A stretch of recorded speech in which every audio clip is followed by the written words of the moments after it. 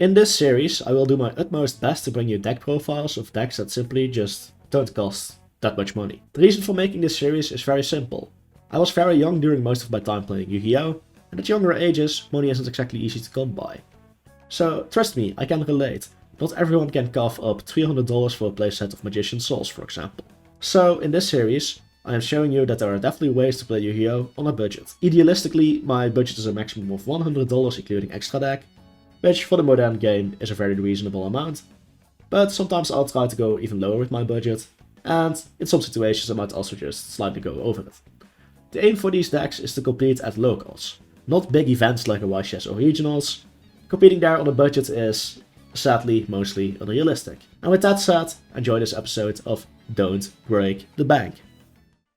So, for the soft reboot of Don't Break the Bank, my series where I cover budget decks, I thought it would be a cool idea to take Infernity as the first deck.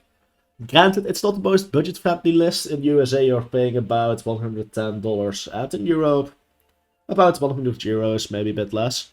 So it's not on the cheapest end of things. There are definitely some price cards in here. But it's one of my signature decks, Infernity. And this video shows it doesn't have to be expensive. Now, the most expensive things we're dropping here are Emergency Teleport, Savage Dragon, which Savage Dragon is another negate, but granted, it's not needed. It's nice to have, but it's not needed. And we're also not running Hulk. In exchange for not running Crystal Hulky Firebrax, we need to run one additional Garnet in the main deck. Although that's the paranoia, and if you hard draw, you can still use it. So theoretically, we're not even running extra Garnets. We're just running one card less that's a starter, in a way, I suppose. So yeah, this is the Infernity list. Also, theoretically, Paranoia can be at certain hands even a starter, so one could argue this might even be better, but yeah. So, the idea of this build is simple. Using Infernity Necromancer, you make the Cherubini, and in order to get the Necromancer, we have the Tour Guides and the Necromancer itself. Then the Cherubini will send Finish Rhino Warrior, which will trigger the effect of Rhino Warrior sending Archfiend. Use a Revival spell to revive the Necromancer. And then you release full combo, which the combo I'll show later in the video. But with this, you can establish an easy board of a 3-material Appaloosa, Void Ogre Dragon, 2 Infernity Barriers, an Infernity Break, Infernity Archfiend, and Infernity Conjurer on the field. Now, this means not only since you have 2 attack position Infernity monsters that you're immune to Kaijus, or well, they need more than a Kaiju to clear your board. You also get Dark Ruler Memorial, which is already a great start. Now, Conjurer reduces their attack by 800 if you have no cards in hand. We're Infernity, we don't have cards in our hand. So, this means our 3-material Appaloosa is effectively a 4-material Appaloosa. And with Infernity Break, if they try to just summon an attack into Appaloosa, we can just break it. Oh, we're playing against Cyber Dragons. They special summon their Cyber Dragon. They summon their Cyber Dragon. At least the first summon we can break, so it's a bit harder to link away the Appaloosa for them. Yeah, I mean, in the end I can probably still do it, but this is a bit harder. So even against Cyber Dragon, which is probably one of our harder matchups, because they can just link away the Appaloosa, this deck still performed pretty well. So yeah, I'll just show the combo, and then we'll talk through the ratios and stuff. So yeah, very easy starting hand, Tour Guide and Zero Max. Any of the revival spells can work here. There's one difference I'll explain in a second when you open the Dark World revival spell. There's a Dark World revival spell in our deck. They need to do combo a little bit differently. But basically, Necromancer plus level 3 does the same thing for this combo. So yeah, Tour Guide, summon Necromancer, easy. Cherubini. Cherubini sends Fiendish. Now, the Fiendish target depends on which revival spell you have. If you have something like a Monster Reborn, a Zero Max, you know, you can just use, you can send Archfiend directly. However, in the case of you having the Dark World spell, something like Dark World Charge or something, I forgot the exact TCG name, you need to send Hyris via Fiendish Rhino Warrior. Do not send Hyris directly via Cherubini. Cherubini sends for cost, but Hyris only works when it's sent by the effect of a card. So you need to send Fiendish Rhino, Fiendish will send Hyris. Hyris will then add an Archfiend card to your hand, Infernity Archfiend. Dark Will Charge will then allow you to revive the Necromancer by discarding the Archfiend, and then you still have the combo. There's a little difference you gotta know, it's important to know. So yeah, Fiendish will send the Archfiend, revive Necromancer, Necromancer will revive Archfiend, and from here on out, it's a default combo. At least a part of it. There's actually a major difference in a few seconds. So actually you do need to talk through a little bit of it. Yeah, just copy these moves. Just literally copy these moves. It's the way to learn this deck, honestly. Well, like, just make it so you can autopilot this combo. It's like the one combo you make. There's a few different starts if you like brick and stuff, which you just gotta playtest with. But yeah, look at the exact materials we're sending to the grave. So here we revive the Archfiend immediately via Launcher. To search the Avenger, immediately special summon the Avenger. Link these two off into Fire Swordsman. Revive the Archfiend again. Here we will search the Paranoia. Now, it's very important that you do this different take on our usual combo, because this ensures you actually have your Conjurer in the grave for future combos. We depend a lot on Leviair for our combos, it's the reason we only run 1 Mirage. A lot of builds run 2 and 3 Mirage, it's just not right, you don't need to do that, 1 Mirage is enough. Due to Paranoia being searched at this point in the combo, yes, it means effectively you have 1 body less on the board, so loses only 3 materials. However, in return, you do get the Conjurer prematurely in the grave. So yeah, very important to practice the exact combo. It's a bit tricky if you use regular Infernity combos. It took a while for me even to figure out the exact combo path. I knew it was possible, I just had to figure out what points do I need to summon what. Yeah, from here on out you're just going to go off. And then you just, yeah. If you watch the video, most of these combos should be obvious. Now, if you have the budget for it, the Void Ogre summon can be a Savage Dragon, which is outright better. But you do need to have the budget for it in real life. If you don't worry, Void Ogre is fine, just still negate spell and traps. Most decks do run for at least 1 spell or trap. So yeah, this is our board. 2 Barrier, a Break, since Break is superior to protect your Appaloosa, to protect your Archfiends and stuff. A Void Ogre, and yeah. So Appaloosa, realistically at least 2 negates, 3 negates, 4 negates, and an extra interrupt, and possibly a spell trap negate. That's like 4 to 5 negates and an interrupt.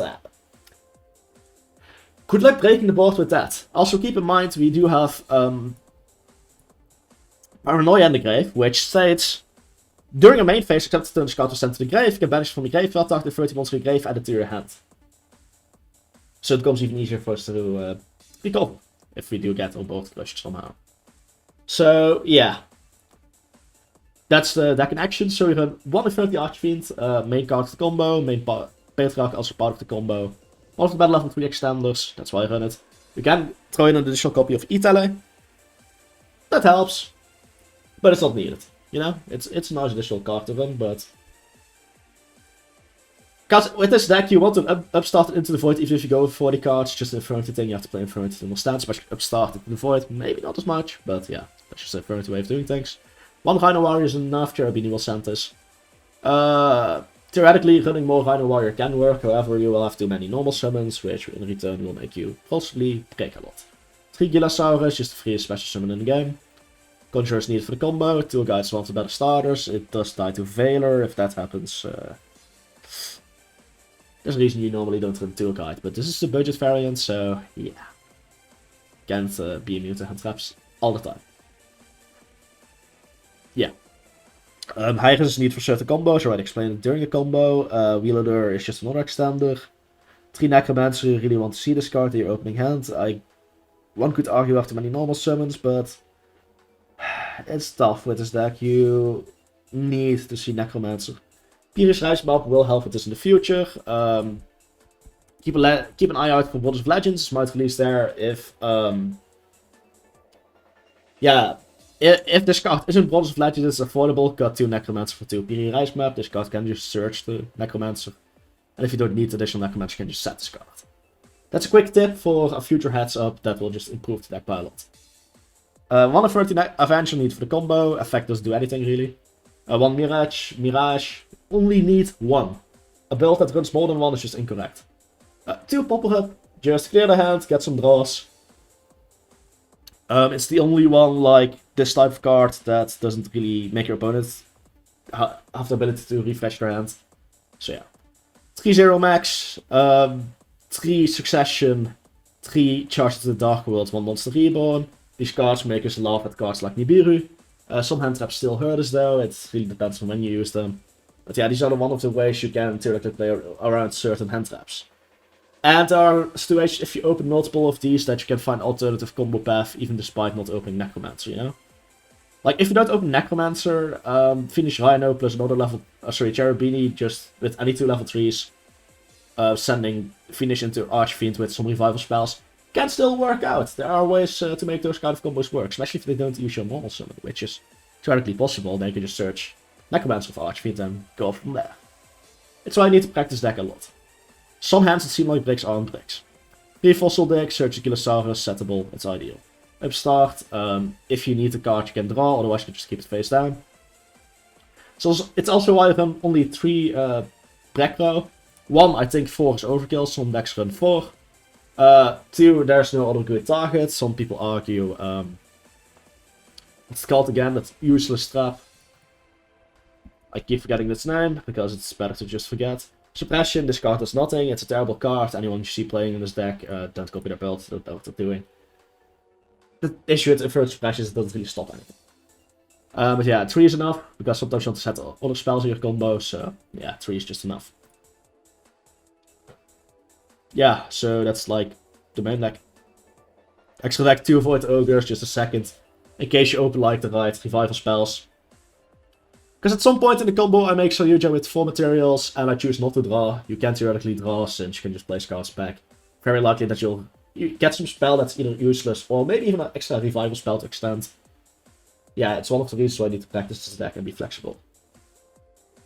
200 eyes, needed in a lot of situations. 1 Arclight, just an extender. I mean, just 3 negate that you can make with certain hands. We don't make it in our combo, but there are situations where you want it. For example, if you open extra 0 max, the Arclight's just literally reviving Necromancer, reviving Avenger, boom, Arclight. Very easy to make. The guys need for main combo, 2 Leviaires. I believe you only use to run 1 right now in a combo, but there are situations where you need 2. Like really weird hands, for example. I've seen it happen. Maybe if they, for example, DD Crow your Archfiend, you know? I've had it happen in practice games. Triple Saryuja, we only use 2 in main combo, but the third one is there in case you have a hand of 4 monsters that doesn't really do anything.